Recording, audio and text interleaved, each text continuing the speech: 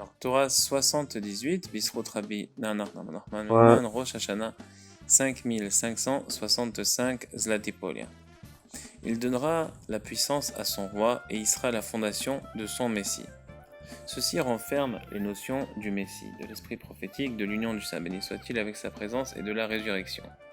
L'origine de la création avait pour finalité le dévoilement de l'attribut de sa royauté, mais du fait de l'intensité de son éclat, il n'était pas possible de le recevoir. Aussi, il fut donc contraint de se contracter à l'intérieur des mondes. C'est ce dont il s'agit dans ta royauté et la royauté de tous les mondes. Autrement dit, l'attribut de royauté s'habilla au sein des mondes pour que l'on puisse le recevoir. Mais comme il n'y avait personne pour accepter le joug de sa royauté, les âmes d'Israël émanèrent pour recevoir le joug de sa royauté, car il ne saurait y avoir de roi sans peuple. Or, d'où émanent les âmes d'Israël? Du monde de la parole. C'est ce dont il s'agit dans mon âme sortie à sa parole, pour signifier que les âmes d'Israël émanent du monde de la parole. En outre, la parole relève de la royauté, comme l'a affirmé Eliaou, la royauté c'est la bouche.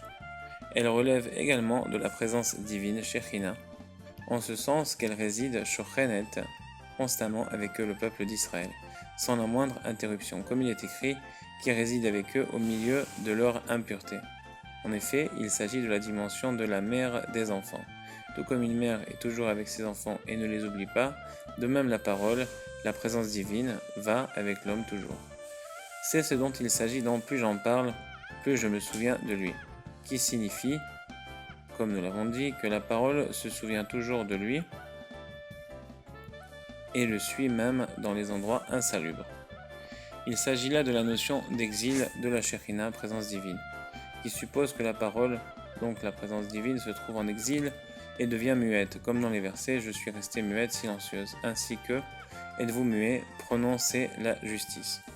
En d'autres termes, la justice représente la royauté sainte, et qui équivaut à la parole reste muette lorsqu'elle est en exil. Il s'ensuit, selon le principe de similitude, de la réparation du dommage que l'on doive se confesser verbalement, comme l'indique le verset « Prenez avec vous des paroles ». Cela consiste à avouer en permanence et de tout son cœur en présence de la face du Seigneur, alors et revenez vers l'Éternel, autrement dit, toutes les paroles endommagées retournent à leur source. C'est ce dont il s'agit dans l'union du Saint béni soit-il avec sa présence divine. En effet, on unit la parole qui correspond à la présence divine, comme nous l'avons dit, avec l'Éternel. C'est également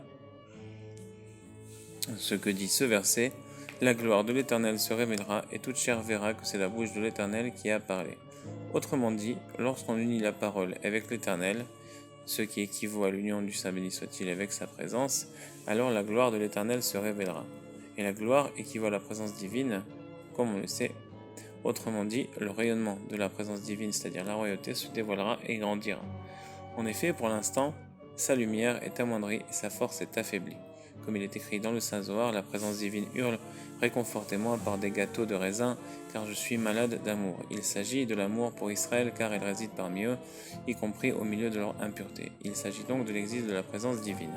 Mais comme nous l'avons dit, lorsqu'il rectifiera la figure de la royauté par l'union de sa parole à lui, qui correspond à la royauté présence divine avec l'Éternel, alors la lumière de la figure de la royauté se dévoilera et grandira.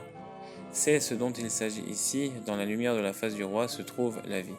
Autrement dit, c'est en donnant un rayonnement à la figure de la royauté que l'on peut vivre, car on puise la vie de l'attribut de royauté qui est la source. Il s'agit également du souffle sacré.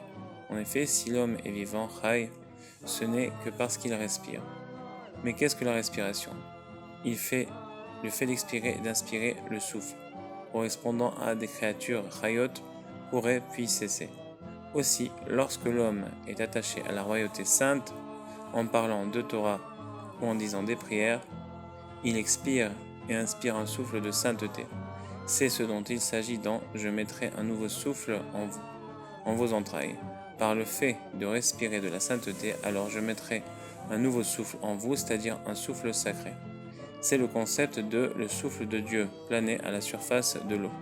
Autrement dit, lorsque l'homme étudie la Torah, puisque l'eau c'est la Torah, comme on sait, alors le souffle de Dieu qui est le souffle sacré, plane sur lui et le recouvre, et il puise un souffle de vie. En effet, il est impossible de vivre sans Torah, comme il est écrit, si les rameaux des poumons ne soufflaient pas sur le cœur consumerait le corps tout entier. Or, les poumons, c'est l'eau, et l'eau, c'est la Torah. En effet, lorsque l'homme juif brûle dans son cœur, pour Dieu béni soit-il, tout son corps tout entier est susceptible de se consumer. En revanche, lorsqu'il se revêt des lettres de la Torah ou de la prière, celle-ci le protège et le préserve. De même, à Dieu ne plaise, à l'inverse, lorsqu'il brûle en son cœur pour une tentation de ce monde, là encore son corps risque de se consumer. Cependant, quand par la suite il étudie la Torah ou accomplit un commandement, ceci le protège et le préserve et il peut continuer à vivre, car il puise un souffle de vie qui est un souffle sacré, de l'attribut de royauté qui est sa source. De ce fait, les méchants, même de leur vivant, sont appelés morts. En effet, en se détachant du cordon de sainteté, d'où pourrait-il trouver sa vitalité? Il puise sa vitalité du souffle de folie, car il se rattache au roi, vieux et stupide. Et c'est ce que nos maîtres de mémoire bénis ont affirmé, un homme ne peut commettre une faute que si un esprit de folie s'est introduit en lui. Mais à l'inverse, lorsqu'il puise un souffle de vie, un souffle sacré s'introduit en lui. Ce souffle sacré relevant de la royauté, comme l'indique le verset, Esther se revêtit de royauté, que nos sages de mémoire bénis interprètent, un souffle sacré la revêtit. Il s'agit également de la notion de résurrection, comme l'explique Rashi sur le verset, l'esprit de Yaakov revint à la vie. Le souffle sacré reposa sur lui. Il s'agit aussi de la dimension de Messie, car il est écrit à son sujet, il ne jugera pas selon ce que ses yeux voient, mais uniquement par le souffle sacré. Ainsi, la figure de la royauté sera rectifiée entièrement et tous les aspects de la royauté réintégreront leur source. Et le royaume appartiendra à l'Éternel, car l'Éternel sera roi de toute la terre. Nous pourrons ainsi connaître, percevoir notre Créateur au-delà de tous les mondes sans aucun revêtement, forme ou image. C'est ce dont il s'agit donc, car l'Éternel sera roi et grand sur toute la terre.